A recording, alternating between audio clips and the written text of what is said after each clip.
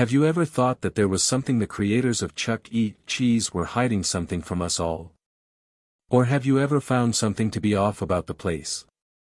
Even the creepy robotic mascots that danced on stage? I didn't until I found out the truth about Chuck E. Cheese. It all began on the first time I had ever visited the place. I was around the age of 5 or 6, so I of course was pretty ecstatic to go. Seeing all those commercials of kids eating pizza and running around without a care in the world, on arcade games and on the play structure made me almost get down on my hands and knees to plead and beg my mom to take me. After finally getting her to break, she took me. I was the happiest kid in the whole world. My mom drove me over just a few hours before evening, so, maybe around 4:30 or so. I almost knocked over the woman at the door who gave you the little stamp on your hand, running ahead of my mom and bursting through the doors like a maniac child.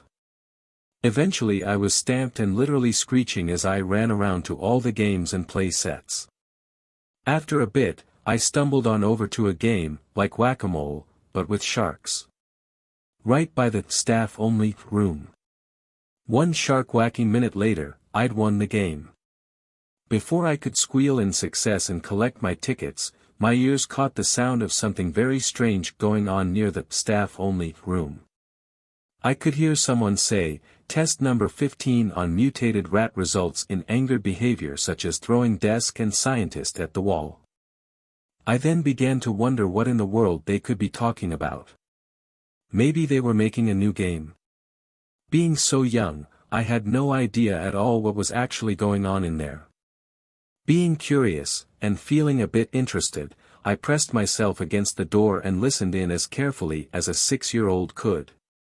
I could hear them snapping at each other, things like, "What are we going to do with this beast?" and, "Get it away from me." A mumbled shout poured over whoever was in there, and replied with a louder, "We can't just kill that thing. It's a beast version of our mascot." The talking stopped. I blinked for a second, and pressed myself closer on the door. I quickly realized that this was a very bad mistake, as the door opened from my weight against it. I slipped in, going from leaning on the door to falling face flat on the ground of the staff room. Immediately, footsteps trampled over to me, hands grabbing at my arms. I was out like a light in a few seconds, and I still don't know what the hell they did to do that. I woke up slowly, my eyes feeling heavy and my body feeling weak, in some kind of interrogation room. A tall man with a serious expression, wearing the cleanest white lab coat I'd ever seen began walking towards me out of the blue. Like he knew I'd be awake, like he knew I was awake. His voice was deep, and it was scratchy from what I could tell when he began to speak. You know, don't you? You know," he said. I was a 6-year-old half knocked out at Chuck E. Cheese, so I didn't know what they expected from me. I babbled for a second, letting my tongue function correctly. "What?" I replied dumbly, blinking hazily. He grabbed my arm, making the static feeling intensify somehow. He pulled me a bit, making me whine, though I quickly shut my toddler trap when a loud banging on the door echoed throughout the room.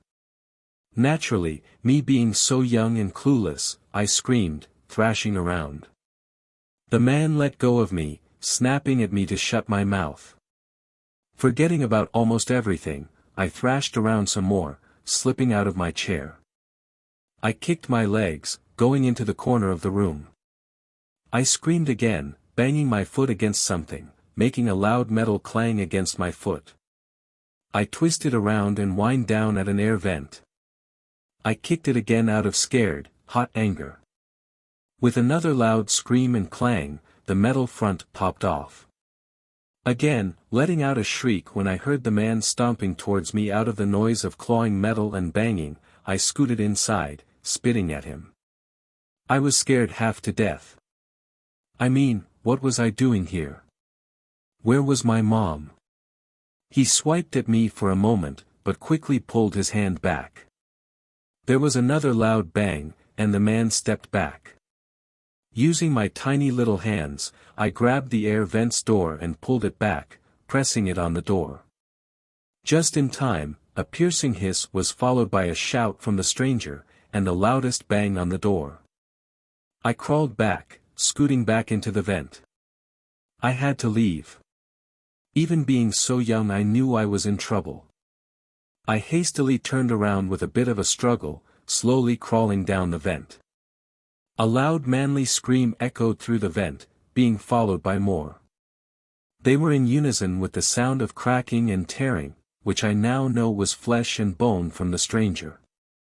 I got out as fast as I could. A small light was around the corner after a few minutes, and I stomped on it. The opening of the vent easily popped open. They really weren't paying attention to how tightly they were screwed on, were they?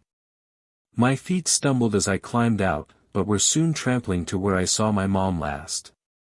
And she was still there, with a worried expression on her face.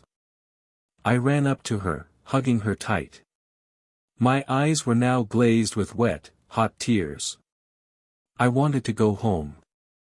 I just wanted to go home. I want to go home. I whined, and complained. My mother gave me a strange look, but put a finger on my cheek. "You must be tired, sweetheart," she cooed, picking me up. I clenched my small fist, holding tightly onto her shirt. We walked out of the building, me being oh so lovingly carried to the car. A distant whir of sirens in the distance became a bit louder, and police cars pulled into the large parking lot and skidded to a halt in front of the once amazing and fun Chuck E. Cheese. My mother almost ran to the car and quickly buckled me into my car seat. A couple hours later, home and safe, that night, I walked out of my room to get some water before I went to bed, a habit of me trying to procrastinate so I didn't have to sleep, and my mother was watching the news. The reporter was talking about some kind of mutated rat coming out of Chuck E. Cheese and disappearing down the alleyways. So what happened to the real Chuck E. Cheese, God only knows. But I will never, and I repeat, never go into any damn Chuck E. Cheese for as long as I live.